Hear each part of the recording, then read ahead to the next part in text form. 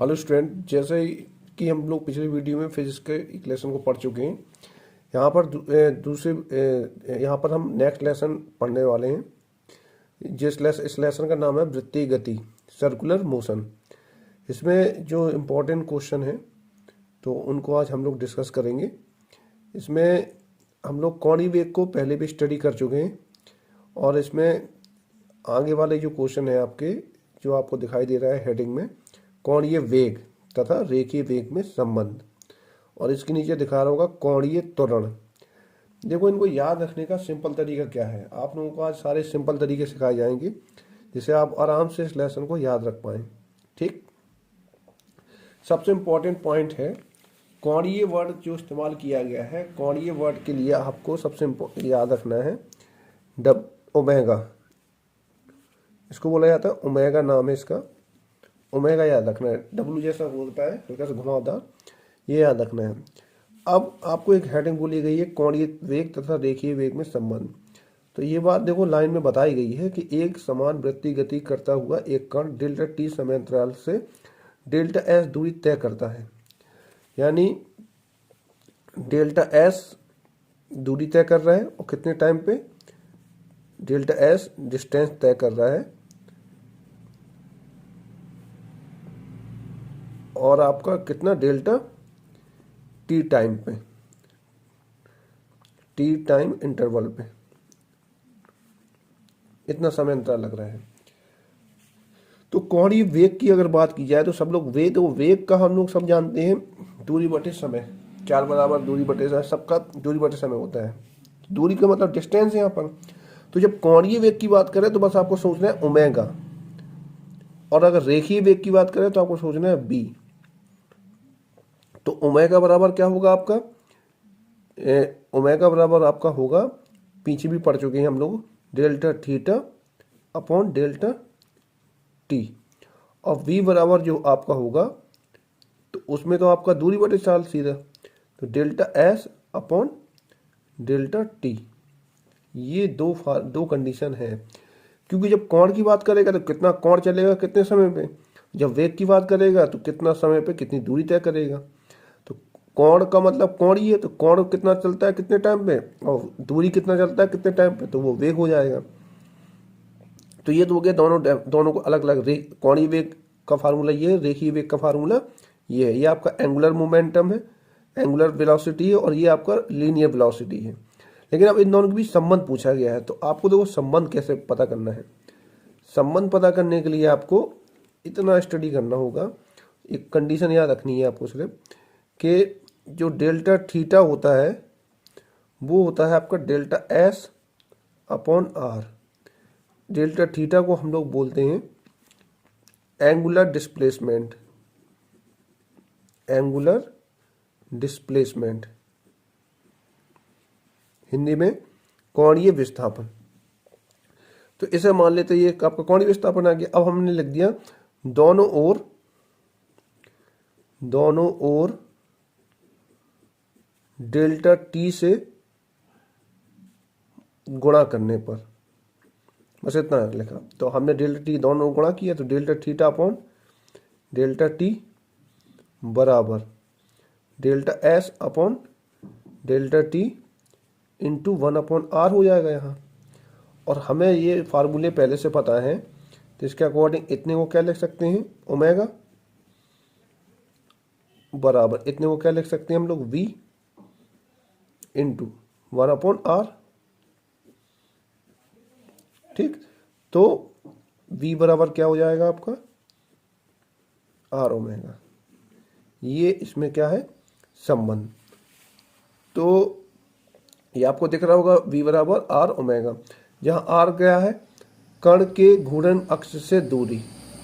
ठीक है, कण की घूर्णन अक्ष से दूरी का मतलब है, ये आपका मान लो एक वृत्त है, ये आपका बीच में एक कण है, यहाँ से यहाँ तक ये दूरी की बात कर रहा है, वो आर है आपका। ओके स्टूडेंट, तो ये हो गया आपका पहला क्वेश्चन संबंध के बारे में। इसके बाद आपको एक दूसरा क्वेश्चन दिख रहा होगा कोणीय त्वरण। तो भाई सिंपल सा है, जैसे ये कोणीय विस्थापन, आपका कोणीय वेग है आपका, तो कितना कोण चलता है कितने उसमें, ये आपका है रेखीय वेग।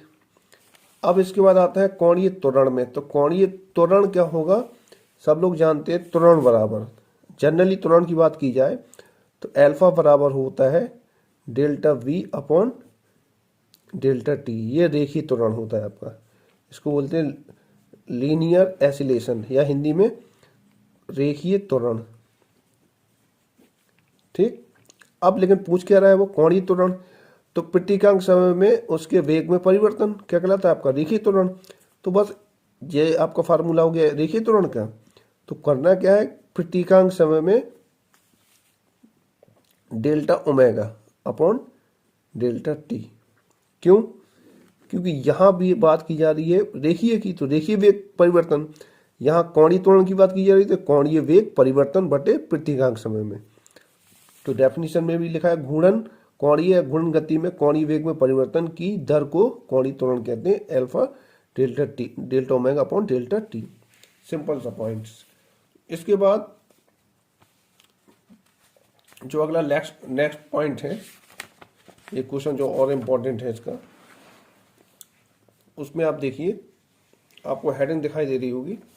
मात्रक वगैरह आप लोग आसानी से जज कर सकते हैं, क्योंकि मात्रक जनरली उसमें पिछली वीडियो में हम लोग डिस्कस कर चुके हैं मात्रक के बारे में, तो मात्रक को आप समझ लेना। इसमें एक क्वेश्चन जो दिखाई दे रहा है आपको, वो दिखाई दे रहा होगा कोणीय त्वरण तथा रेखीय त्वरण में संबंध। तो इसको आप देखिए आसानी से समझ सकते हैं, क्योंकि अभी भी हम पीछे भी अभी पढ़ चुके हैं कि रेखीय त्वरण जो होगा वो delta we upon delta T होगा। ये आपका रेखीय त्वरण हो गया, रेखीय त्वरण। और ओमेगा वो अल्फा बराबर delta omega upon delta T, ये आपका हो गया कोणीय त्वरण। ठीक, अब संबंध पूछा है इसमें, तो दोनों में संबंध देखिए करने के लिए कुछ नहीं करना है आपको। आप पहले से आपको पॉइंट क्लियर है ओमेगा बराबर होता क्या है। ठीक है, और जब आपको ओमेगा बराबर पहले से पता है, ऑलरेडी पता है, तो आपको देखो ये आइडिया है कि इतने बराबर ओमेगा अपॉन डेल्टा टी होता है। इसी में आप क्या करेंगे, ओमेगा बराबर क्या रख देंगे, वी अपॉन आर। तो अल्फा बराबर हो जाएगा डेल्टा, जैसे वेग परिवर्तन इसका हो गया आपका, जैसे आपका लिया D x D omega upon D T, ये आपको फार्मूला रखना है। फिर ओमेगा बराबर कितना रख देना है आपको, वी अपॉन आर। तो अल्फा बराबर हो जाएगा D upon D T into V upon R हो जाएगा। ठीक, इसको हम लिख सकते हैं ओमेगा बराबर अल्फा बराबर और 1 upon R into D V upon D T. ठीक, इतना करने के बाद ये आपका फार्मूला बन गया, ये परिवर्तन के लिए डी भी ले सकते हो डेल्टा भी ले सकते हो, कोई चेंज नहीं होगा। इतने बराबर क्या लिख सकते हैं हम, अल्फा, यानी तो ये तुम्हारा आपका हो जाएगा अल्फा, यहाँ ओमेगा लिख लेना, जैसे ये पता रहे ये कोणीय त्वरण है, 1 अपॉन आर इंटू अल्फा, यहाँ लिख लेना वी, ये देखिए के लिए है। ठीक, तो इस कंडीशन में फार्मूला क्या आ जाएगा, रेखीय त्वरण बराबर आपका रेखीय त्वरण यानी अल्फा वी वाला बराबर आपका क्या आएगा, अल्फा ओमेगा यानी कोणीय त्वरण इंटू आर। ये आपका फार्मूला बन गया। और उसी फार्मूले के आधार पर ये सवाल, पीछे जो फार्मूले पढ़ाए गए उसी आधार पर ये सवाल लगाए गए हैं। देखिए ये वाला बहुत सिंपल सवाल है, ये कोणीय वेग से संबंधित है, पीछे पिछली वीडियो में पढ़ा दिया गया है कि ओमेगा बराबर होता है 2 पाई एन, जहाँ एन क्या है, घूर्णन की संख्या। ठीक, इसने घड़ी की 10 सेंटीमीटर लंबाई सेकेंड वाली सुई का औसत कोणीय वेग पूछा है इसने। तो 1 मिनट में कितना, 60 सेकेंड।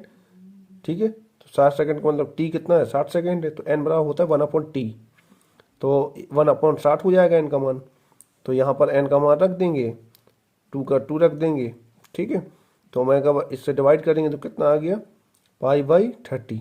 तो ये आपका आ गया कोणीय त्वरण।